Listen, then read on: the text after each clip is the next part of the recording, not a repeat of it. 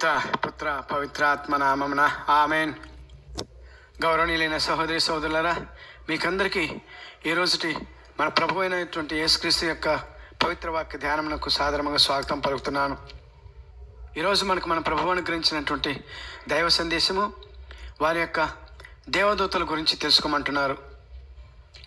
ఈరోజుటి దైవ సందేశం యొక్క ముఖ్యాంశము తండ్రి దేవుని ప్రేమను ప్రదర్శించు దేవదూతలు. ఈరోజు మనం తెలుసుకొని పోయే ఈ దేవదూతల గురించి మొత్తం పవిత్ర బైబిల్ గ్రంథంలో తెలుపబడినటువంటి దేవదూతల గురించి మనం తెలుసుకోబోతున్నాం. ఈ యొక్క అంశంలో మొదలుగా అసలు దేవదూతలు అంటే ఎవరో, వారి లక్షణాలు ఏంటి, వారి యొక్క విధులు ఏమిటి అనే విషయాన్ని గురించి మనం తెలుసుకొని పోతున్నాం.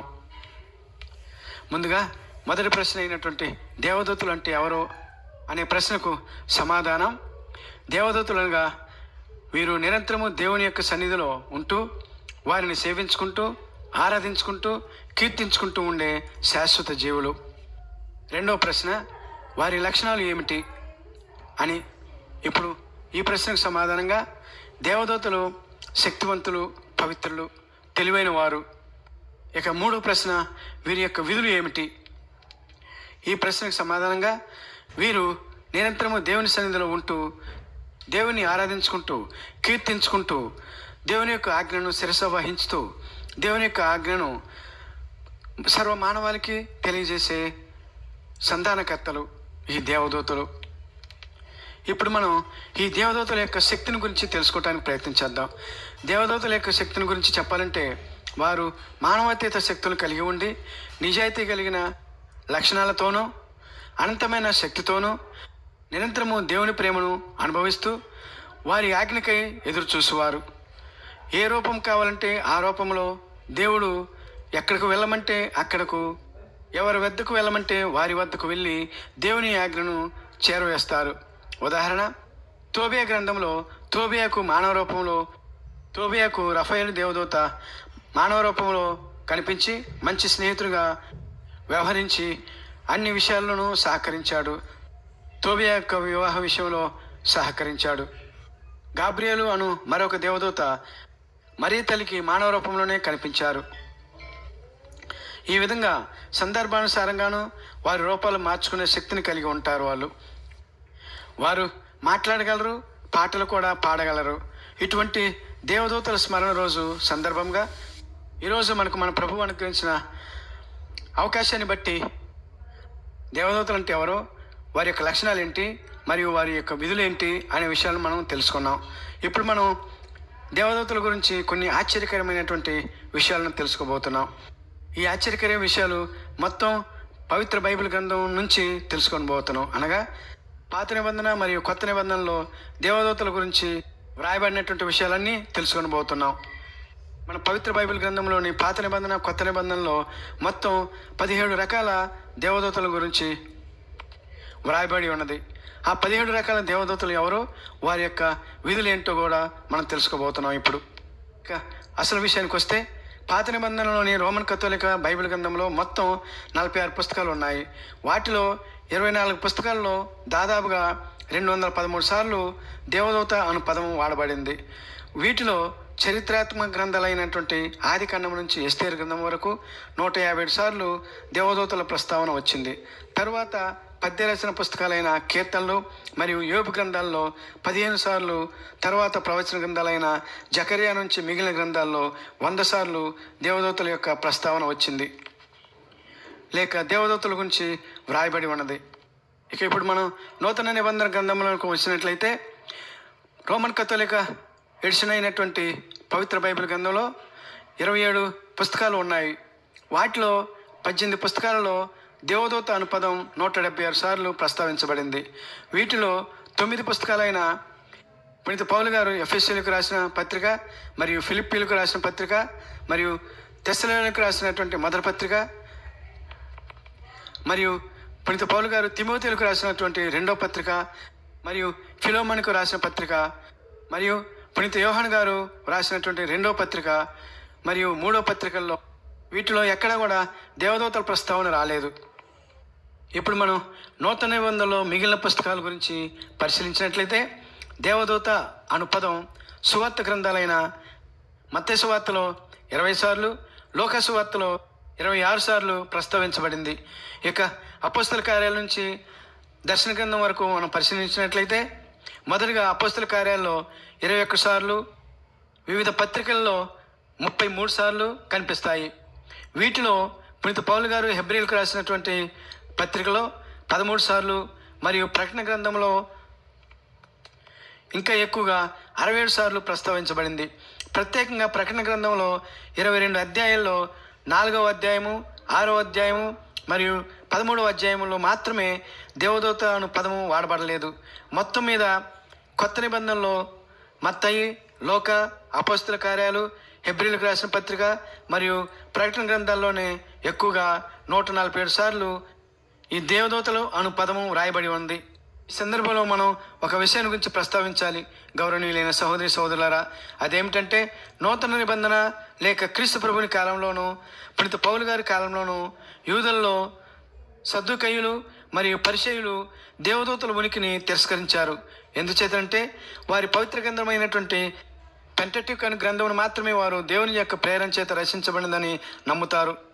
ఈ విషయాన్ని మనం అపోస్తల కార్యాలు 23వ అధ్యాయము 8వ వచనంలోను, ఆది కాండము 3వ అధ్యాయము 24వ వచనంలోను, ప్రకటన గ్రంథము 22 అధ్యాయము 16వ వచనంలోను మనం చదువుతాం. ఇప్పుడు మనం ముందుగానే చెప్పుకున్నట్లుగా మొత్తం పవిత్ర బైబిల్ గ్రంథంలో 17 రకాల దేవదూతల పేర్ల గురించి ప్రస్తావించబడ్డాయి. ఇప్పుడు మనం ఆ దేవదూతల యొక్క వ్యక్తిగత జీవితం గురించి, వాటి లక్షణాల గురించి, దేవదూతల్లో వివిధ విధులు నిర్వహించు వారి గురించి, వారి యొక్క పేర్ల గురించి మనం తెలుసుకుందాం. ఈ 17 రకాల దేవదూతలు వారు నిర్వహించు పనులను బట్టి లేక తండ్రి అయిన యెహోవాదేవుడు వారికి విధించినటువంటి క్రియలను బట్టి లేక చేయమన్నటువంటి పనులను బట్టి వారు వివిధ పేర్లతో పిలువబడ్డారు. మొదటిగా దేవదూత. ఈ దేవదూత అనగా దేవుని యొక్క సన్నిధిలో నిరంతరము దేవుని యొక్క ఆజ్ఞకై వేచియుండు దూతలను దేవదూతలు అంటారు. ఇక రెండవ దేవదూత పేరు ప్రధాన దేవదూత. ఈ ప్రధాన దేవదూతల్లో మిఖాయేలు దేవదూత ముఖ్యులు. ఈ ప్రధాన దేవదూతకు సంబంధించినటువంటి సమాచారం దానియేలు గ్రంథం 10వ అధ్యాయము 13వ వచనంలోను మరియు పునీత పౌలు గారు తెస్సలోనికీయులకు రాసినటువంటి మొదటి పత్రిక 4వ అధ్యాయము 16వ వచనంలోను, యోధా గారు రాసినటువంటి లేఖ 9వ వచనంలోను ప్రధాన దేవదూతలు అను మాటను బట్టి ఒకరు కన్నా ఎక్కువ మంది ఉండి ఉంటారని మనం భావించవచ్చు. వారిలో మిఖాయేలు దేవదూత ఒకరు. మిగిలిన పేరు లేని దేవదూతలు లేపబడు సంఘము లేక దేవాలయం వద్ద కేకలు వేయు దేవదూతలు అని అంటారు. ఈ విషయాన్ని మనం పునీత పౌలు గారు తెస్సలోనికీయులకు రాసినటువంటి మొదటి పత్రిక 4వ అధ్యాయం 16వ వచనంలో మనం చూస్తాం. అంతేకాకుండా మిఖాయేలు దేవదూత ప్రస్తావన అపోస్తలుడైన యోధా గారు రాసిన పత్రిక 9వ వచనంలో మిఖాయేలు మోషే ప్రవక్త శరీరం గురించి సాతానుతో పోరాడతాడు అని వ్రాయబడి ఉంది. ఇక మూడవ దేవదూత పేరు రథము. రథము అను దూతలు, రథముల అను పదము మామూలుగా సైనిక భాషకు సంబంధించినది.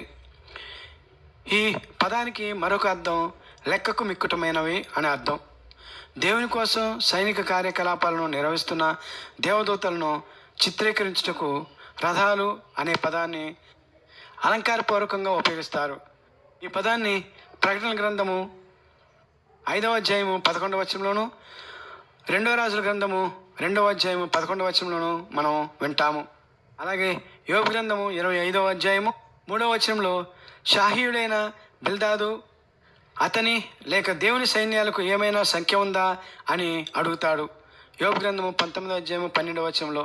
దీనికి సమాధానంగా యోబు లేదు అని సమాధానం ఇస్తాడు.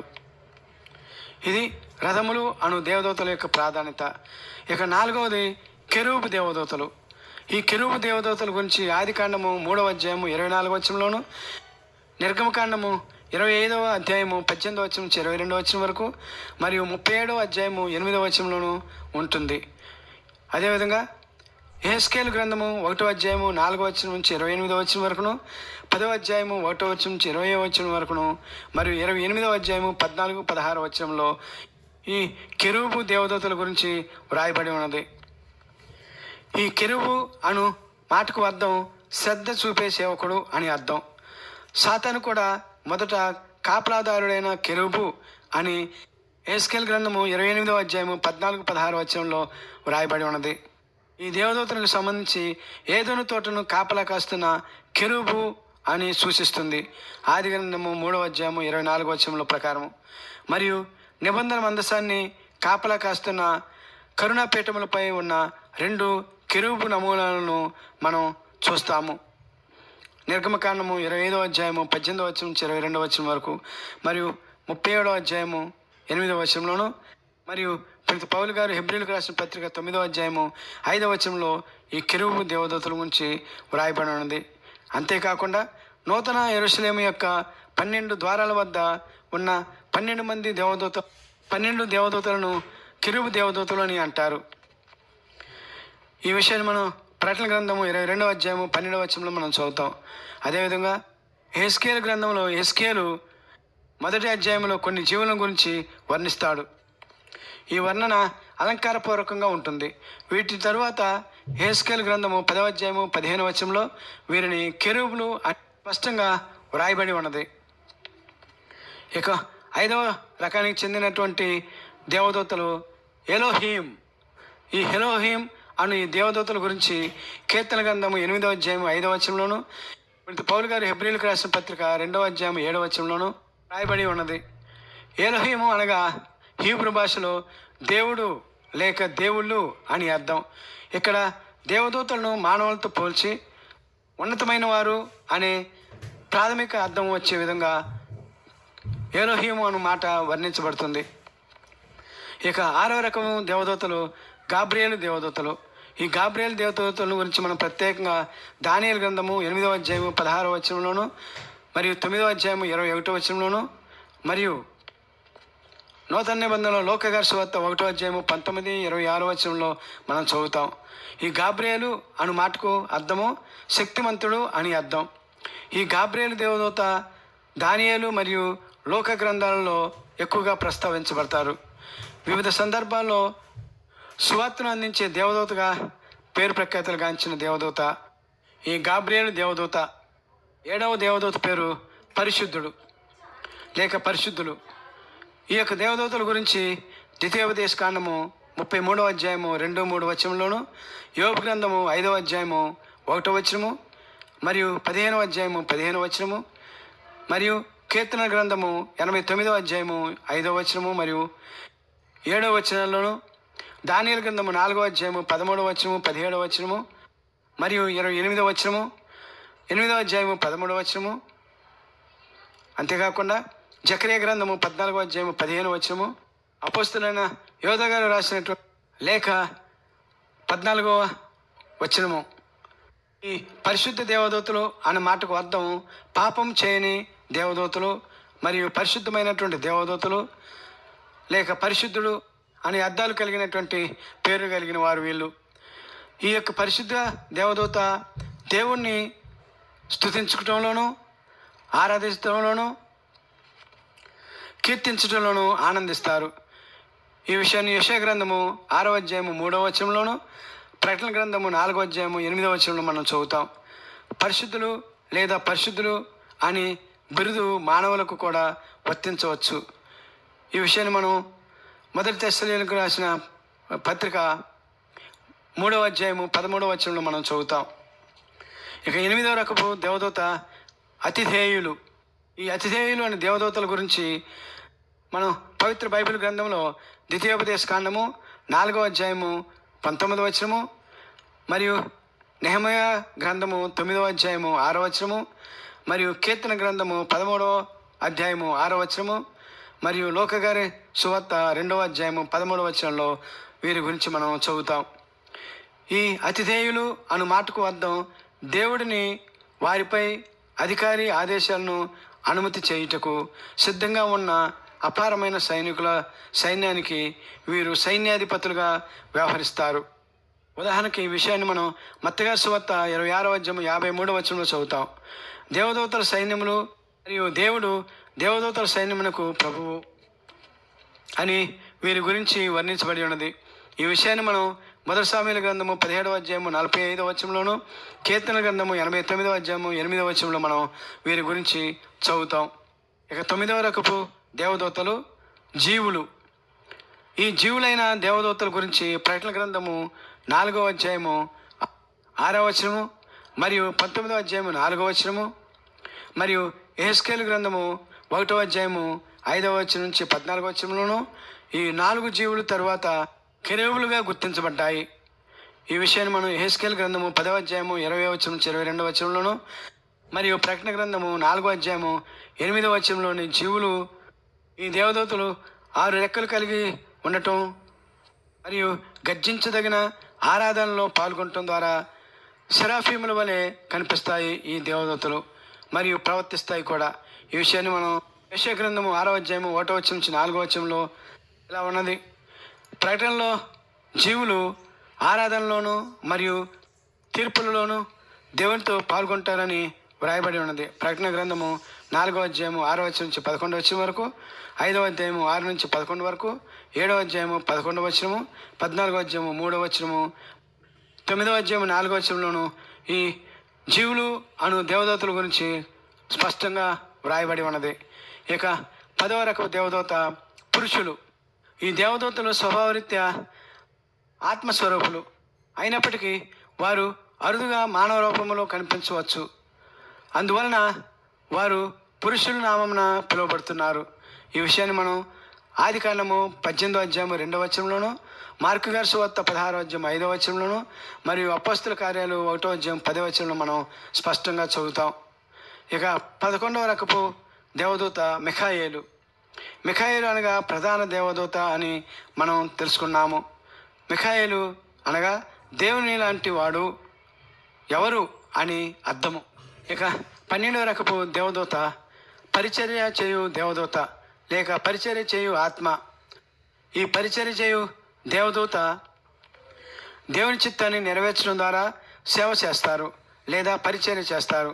ఈ విషయాన్ని మనం కీర్తన గ్రంథము 103వ అధ్యాయము 21వ వచనంలోను, 104వ అధ్యాయము 4వ వచనంలోను మరియు హెబ్రీయులకు రాసిన పత్రిక 1వ అధ్యాయము 14వ వచనంలోను స్పష్టంగా ఉండటం మనం చదువుతాం. ఈ వచనాల ద్వారా దేవదూతలు దేవుని తీర్పు కోసం మరియు దేవుని యొక్క ఆజ్ఞను శిరసావహించి ఆ యొక్క ఆజ్ఞను కార్యరూపం దాల్పించడంలోనూ వీరు దేవునికి పరిచర్య చేస్తారు. ఇక 13వ దేవదూత రకం పేరు ఉదయకాల నక్షత్రాలు. యోబు గ్రంథంలో ఈ యొక్క ఉదయకాల నక్షత్రాల గురించి స్పష్టంగా వ్రాయబడి ఉంది. ఈ దేవదూతలు ఉదయకాల నక్షత్రాలుగాను సాతాను పగటి నక్షత్రంగాను పిలువబడ్డారు. ఈ విషయాన్ని మనం యోబు గ్రంథము 38వ అధ్యాయము 7వ వచనంలోను, యెషయా గ్రంథము 14వ అధ్యాయము 12వ వచనంలోను, అలాగే ప్రకటన గ్రంథంలో దేవదూతలు ఆకాశ నక్షత్రములుగా పిలువబడ్డాయి. ప్రకటన గ్రంథము 12వ అధ్యాయము 4వ వచనాల్లో. ఇక 14వ దేవదూత రకము పేరు యువరాజు లేక యువరాజులు. ఈ విషయాన్ని మనం దానియేలు గ్రంథము 10వ అధ్యాయము 13వ వచనంలోను, 20వ అధ్యాయము 21వ వచనము మరియు 12వ అధ్యాయము 1వ వచనంలో మనం చదువుతాం. ఇందులో మిఖాయేలు మీ యువరాజు మరియు గొప్ప యువరాజు అని పిలువబడ్డాడు. ఈ విషయాన్ని మనం దానియేలు గ్రంథము 10వ అధ్యాయము 21వ వచనంలోను మరియు దానియేలు గ్రంథము 12వ అధ్యాయము 1వ వచనం మనం చదువుతాం. ఈ యొక్క అధ్యాయంలో ఇజ్రాయేల్ తరపున మిఖాయేలు దూత చేసిన సేవకు బదులుగా ప్రధాన యువరాజుల్లో ఒకరుగా దేవుని చేత పిలువబడ్డారు. ఈ విషయం మనం దానియేలు గ్రంథము 10వ అధ్యాయము 13వ వచనం మనం చదువుతాం. అయితే మరో చోట దానియేలు గ్రంథము 10వ అధ్యాయము 30వ వచనంలో యువరాజు అనే పదాన్ని సాతాను సహకోటదారులుగా కూడా ఉపయోగించారు. ఈ విషయాన్ని మనం దానియేలు గ్రంథము 10వ అధ్యాయము 20వ వచనంలో మిఖాయేలు దేవదూతల గురించి ప్రస్తావించినప్పుడు ఈ యొక్క అంశం వస్తుంది. ఇక 15వ రకపు దేవదూత సెరాఫీం. ఈ సెరాఫీం అనే దేవదూతకు మరొక అర్థం మండేది అని అర్థం. ఈ రకమైన దేవదూత గురించి యెషయా గ్రంథము 6వ అధ్యాయము 2, 6 వచనాలు మాత్రమే మనం ఈ విషయాన్ని చదువుతాం. మరి ఎక్కడా కూడా ఈ విషయం బైబిల్ గ్రంథంలో ప్రస్తావించబడలేదు.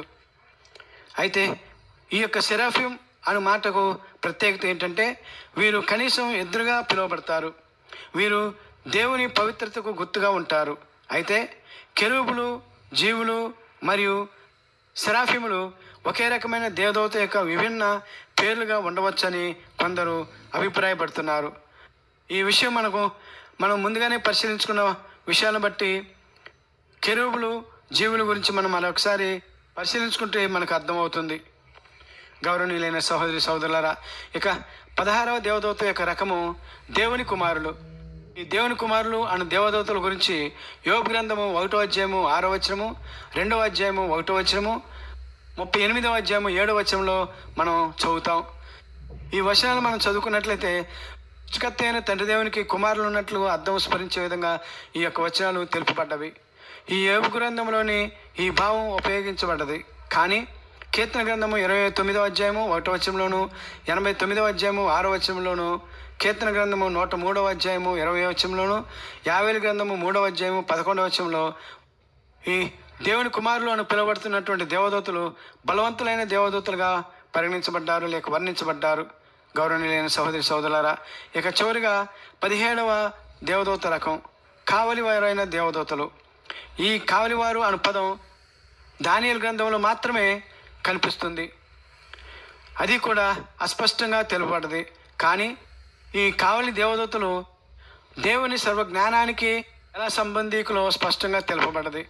ఈ విషయాన్ని మనం దానియేలు గ్రంథము 4వ అధ్యాయము 13వ వచనము, 17వ వచనము, 23వ వచనంలో చదువుతాం. ఇది గౌరవనీయులైన సహోదరి సహోదరులారా, మన పవిత్ర బైబిల్ గ్రంథంలో వ్రాయబడి ఉన్న వివిధ సందర్భాల్లో వివిధ పేర్లతో పిలువబడినటువంటి మొత్తం పవిత్ర బైబిల్ గ్రంథంలో ఉన్నటువంటి పాత క్రొత్త నిబంధనలో తెలుపబడినటువంటి దేవదూతల యొక్క ఉనికి. ఈ దేవదూతలు తండ్రి దేవుని సన్నిధిలో నిరంతరం ఉంటూ తండ్రి దేవుని ఆజ్ఞను శిరసావహిస్తూ ఈ భూలోకంలోనూ పరలోకంలోనూ పర్యటించు దేవదూతలు. ఈ దేవదూతల గురించి మనం తెలుసుకోవడం ద్వారా మనకు 2 విషయాలు అర్థమయ్యాయి. అవేమిటంటే, తండ్రి దేవుని సన్నిధిలో ఉంటూ ఈ దేవదూతలు నిరంతరం స్తుతించుకుంటూ కీర్తించుకుంటూ మహిమపరుచుకుంటూ జీవించే పవిత్రమైనటువంటి జీవులు. ఇక 2వ విషయం ఏంటంటే, ఈ దేవదూతలు భూమిపై ఉన్నటువంటి ప్రతి మనిషికి దేవుని సందేశాన్ని చేరవేయటం, చేయమన్న పనిని చేయటం, ప్రతి మనిషిని కాపాడటం అను క్రియలను దేవుడిచ్చిన శక్తిని బట్టి నిర్వహిస్తారు అను విషయం స్పష్టంగా తెలుసుకున్నాం. అయితే ఇప్పుడు మనం చేయవలసినటువంటి పని ఏమిటంటే, తండ్రి దేవునికి మన ప్రార్థనా విన్నపాలను చేరవేయమని వారిని అర్థించుకోవటం. ఇది గౌరవనీయులైన సహోదరి సహోదరులారా, మనం దేవదూతల మీద ఆధారపడవలసినటువంటి సందర్భాలు, సంఘటనలు. ఇక ముగింపుగా మనం తండ్రి దేవునికి ఈ ప్రార్థన ద్వారా విన్నపం చేసుకుంటూ ఈ యొక్క సందేశాన్ని ముగించుకుందాం. ప్రార్థన. అందరూ దయచేసి చేతులు మోర్చి భక్తి విశ్వాసంతో నాతో ప్రార్థనలో ఏకీభవించవలసినదిగా మిమ్మల్ని సాదరంగా హృదయపూర్వకంగా ఆహ్వానిస్తున్నాను. ప్రార్థన. దయగల తండ్రి యెహోవాదేవా, నిరంతరము మీ సన్నిధానంలో ఉండు ఈ దేవదూతల ద్వారా మాపై మీరు చూపిస్తున్నటువంటి ప్రేమకై మీకు ధన్యవాదములు తండ్రి. మా గురించి అన్ని వేళలా అన్ని సమయంలోనూ కాపాడమని, ముఖ్యంగా శోధన సమయంలో మీరు పంపు దేవదూతల స్వరములను ఆలకిస్తూ మీ దైవ చిత్తం ప్రకారము నడిచి మీ దివ్యనామమునకు మహిమ తెచ్చే విధముగా జీవిస్తూ మీ కృపగల ఆశీర్వాదములను మీ యొక్క దేవదూతల ద్వారా మేము పొందే భాగ్యము మాకు అనుగ్రహించమని, సర్వకాలములందును సర్వవేళలందును జీవిస్తూ మమ్మల్ని పాలించు దేవా, మా నాథుడైన యేసుక్రీస్తు పవిత్ర నామమున ఈ మనవులను మీకు విన్నవించుకుంటున్నాము తండ్రి. ఆమెన్. పిత పుత్ర పవిత్రాత్మ నామమున ఆమెన్.